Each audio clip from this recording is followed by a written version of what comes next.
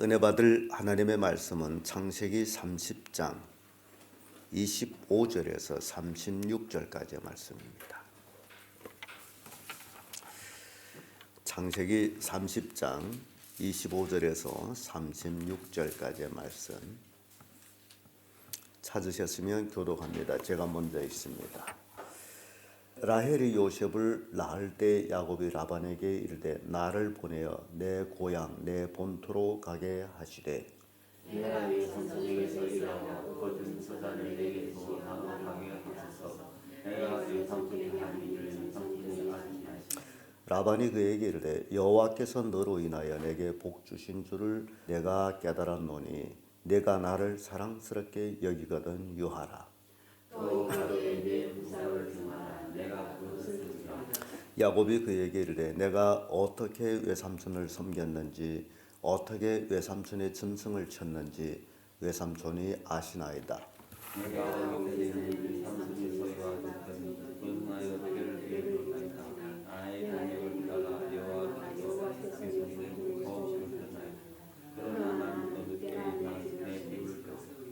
라반이 가로되 내가 무엇으로 내게 주랴. 야곱이 가로되 외삼촌께서 아무것도 내게 주실 것이 아니라 나를 위하여 이 일을 행하시면 내가 다시 외삼촌의 양떼를 먹이고 지키리이다. 오늘 내가 내 삼촌의 양들을 부르다니며 그 영중에 사랑스러운 자와 정 있는 자와 검은 자를 가려내오며 또 속에 정 있는 자와 사랑 깊은 자를 가려내오며 이것이 같은 것이네. 후일에 외삼촌께서 오셔서 내 품삯을 조사하실 때에 나의 의가 나의 표징이 되리이다. 내가 혹시 염소 중 아롱지지 아니한 자나 점이 없는 자나 양 중에 검지 아니한 자가 있거든 다 도둑질한 것으로 인정하소서. 그날에 그가 수엽소 중 얼룩 문에 있는 자와 점 있는 자를 가리고 암염소 중 흰 바탕에 아롱진 자와 점 있는 자를 가리고 양 중에 검은 자들을 가려 자기 아들이 손에 붙이고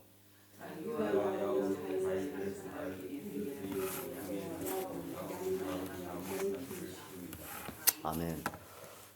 이 말씀으로 라반의 욕심 이런 제목으로 말씀을 나누겠습니다. 야곱이 혈혈단신으로 에서의 낯을 피해서 막대기 하나 짚고 도망을 쳐서 외삼촌 집에 와가지고 결국 근 14년간 외삼촌을 섬겨 일을 했던 모습을 봅니다. 이 14년 외삼촌을 위해 일한 그 야곱의 모습은 마치 라반의 종 같은 모습, 라반의 종으로서의 일했다는 사실입니다. 비록 라반의 사위는 됐지만은 그러나 그는 아무 기업이 없이 장인 어른을 위해서 일했던 모습을 보는데 그 모습이 뭐냐? 여기 우리 이제 읽은 말씀을 보게 되면요. 25절에서 26절에 이런 말씀이 있죠.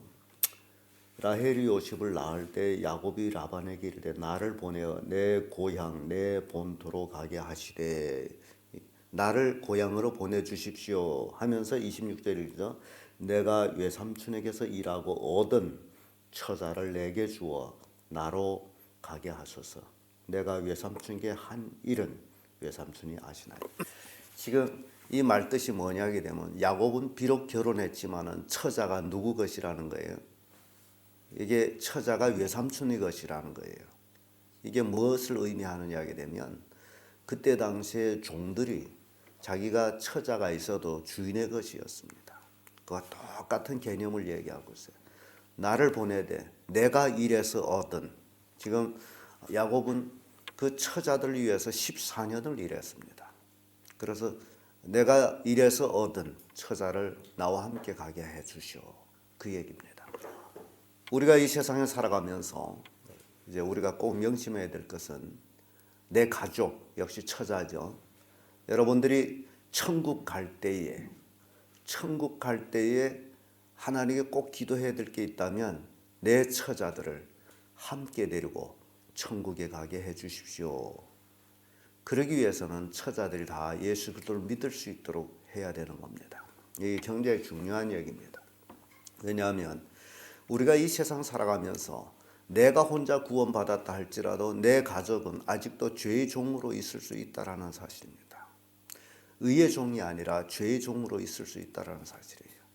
그래서 죄의 종이라면 이 세상을 떠날 수가 없다는 사실입니다. 야곱은 분명히 자기 장인어른한테, 외삼촌한테 내 처자를 내가 일해서 얻은 내 처자를 데리고 가게 해주세요. 그런데요, 이 외삼촌, 여기서는 굉장히 외삼촌이지만 마귀적인 표현이 나옵니다. 여러분, 이 세상 권세 잡은 자들, 악의 영들, 오늘날 예수 그리스도를 믿는 사람들이 온전히 하늘나라를 가도록, 편안히 가도록 내버려 두지를 않습니다. 못 가게 합니다. 그래서 이 라반도 마찬가지예요. 라반의 욕심, 야곱이 유하기를 원합니다. 27절의 말씀 보면 이런 말씀 있죠. 라반이 그에게 이르되 여호와께서 너로 인하여 내게 복을 주신 줄을 내가 깨달았노니 내가 나를 사랑스럽게 여기거든 유하라. 나를 사랑스럽게 여기게 되면 유하라. 야곱이요, 라반을 사랑스럽게 여기지를 않습니다. 라반의 그 탐심, 욕심, 모든 것들을 야곱은 알고 있습니다. 그런데 사랑스럽게 여기게 되면 유하라. 오늘날 이 세상의 탐심이 얼마나 큽니까? 그리스도인들은 거기에 속여 가지고 세상 욕심대로 살아갈 때가 참 많은데 이 세상은 우리를 쉽게 놓아주려고 안 합니다. 여러 가지 유혹으로 인해서 세상에 유하게 하기를 원합니다. 라반이 그런 모습에서는 마귀 역할을 하고 있습니다. 야곱은 약속의 땅 가나안으로 가야 됩니다. 야곱은 가나안 땅에서 살아야 합니다. 그러나 야곱이 이 하란 땅으로 온 것은 잠시 에서의 얼굴을 피해 가지고 아내를 얻으러 왔습니다. 분명히 이삭이 얘기했습니다. 너 외삼촌 집에서 네 아내를 취하거라. 그리고 그 아내를 데리고 이제 가나안 땅으로 가야 됩니다. 아브라함은 이삭을 아예 하란 땅으로 보내지도 않았습니다. 종을 보내 가지고 리브가를 데려오도록 했습니다. 그러나 야곱이 간 것은 그가 죄를 지은 그 대가를 치르러 갔습니다. 인생은요, 인과 보응이라는 것이 따라가고 있는데 야곱이 지은 죄의 대가는 그가 외삼촌 집에서 다 치르고 있는 모습을 봅니다. 인생은 헛것이 하나도 없다라는 거죠. 그래서 이 유하기를 원하는 이 라반을 보면서 참 세상은, 지옥은 그렇게 많은 사람들이 지옥에 갈지라도 지옥은 배부르지 않다. 얼마든지 오너라 라고 이 세상 사람들 천국 가는 것을 다 만류하고 있다라는 사실이에요. 누가복음 22장 31절 32절의 말씀 보면 예수님이 베드로에 대한 얘기입니다. 시몬아 시몬아 보라, 사탄이 밀가부르듯 하려고 너를 청구하였으나 그러나 내가 너를 위하여 기도하였노니 너는 돌이킨 후에 내 형제를 굳게 하라. 세상은요, 마귀는 그 누구도 예가 없이 청구합니다. 지옥에 데려가려고.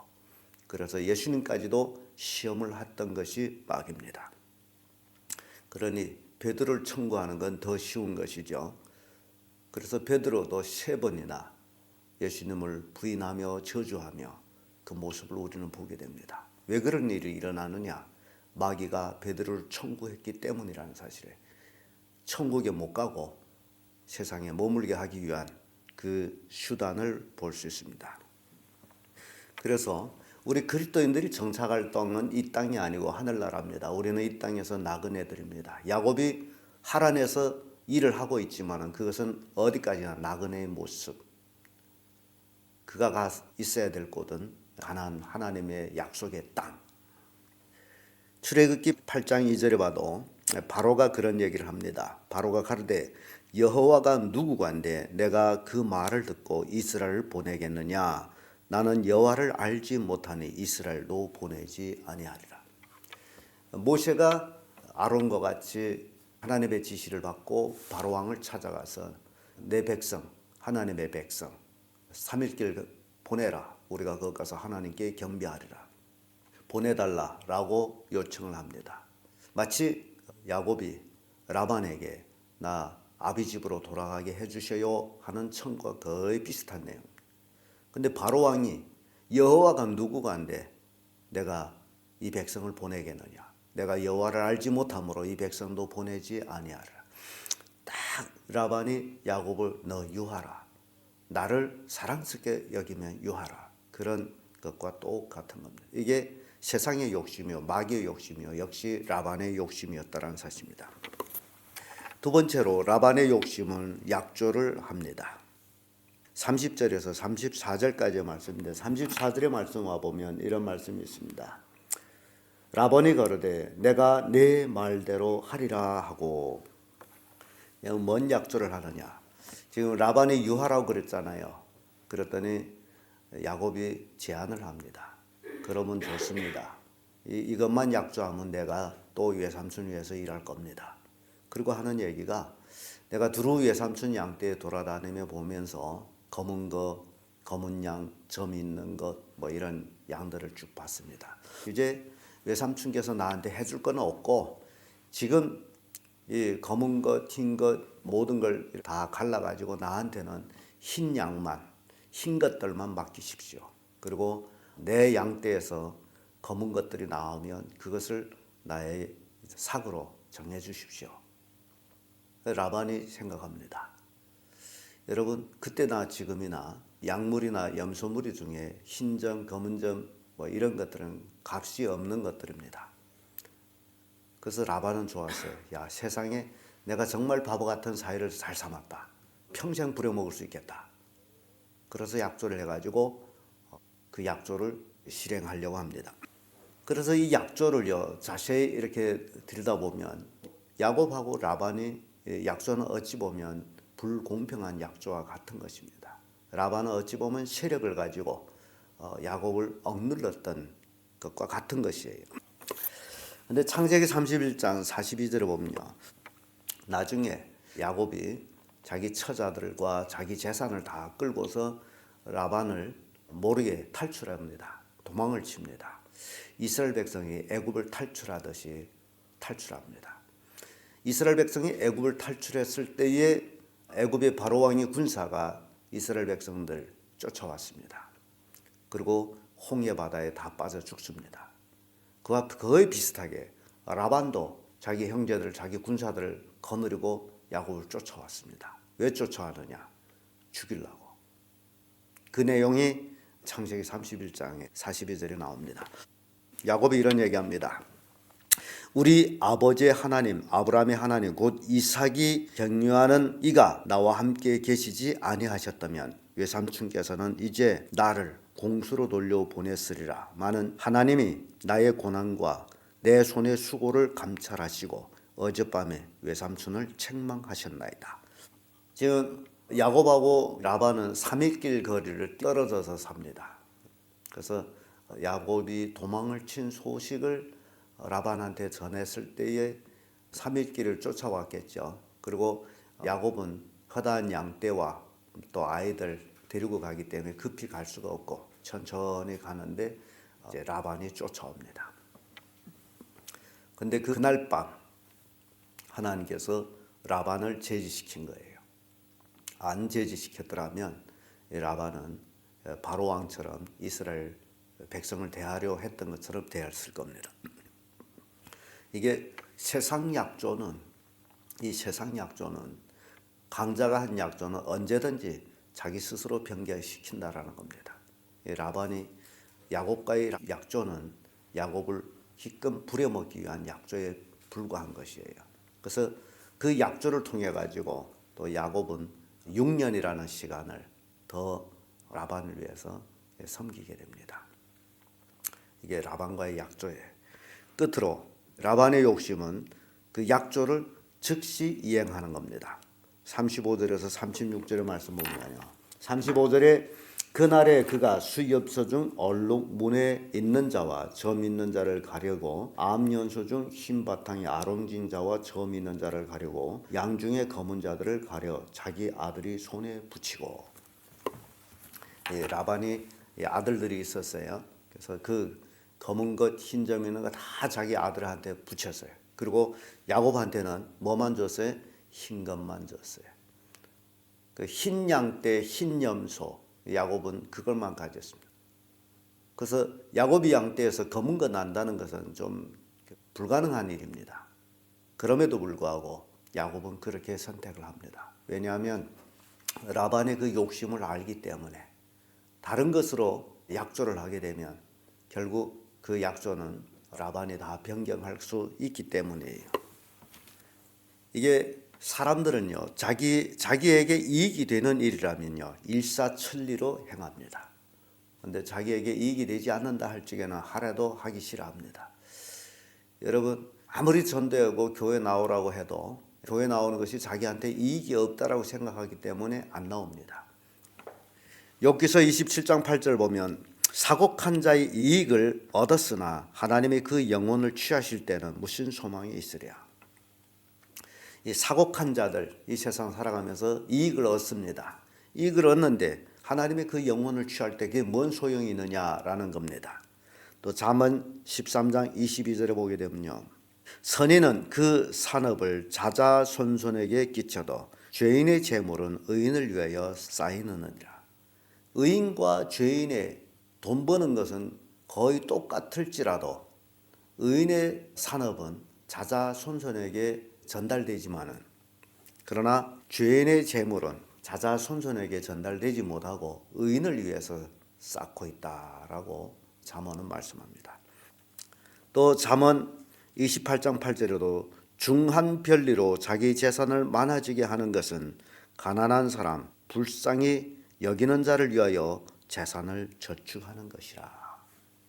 불의한 자들이 돈을 모으는 것은 의로운 사람을 위해서 재산을 모이는 것이다. 자기가 많이 모였다 해서 자기가 쓰는 게 아니에요. 그래서 성경은 너무너무 재미있는 말씀들이 많은데 욥기서 27장 16절 17절의 말씀 봐도 이런 말씀이 나옵니다.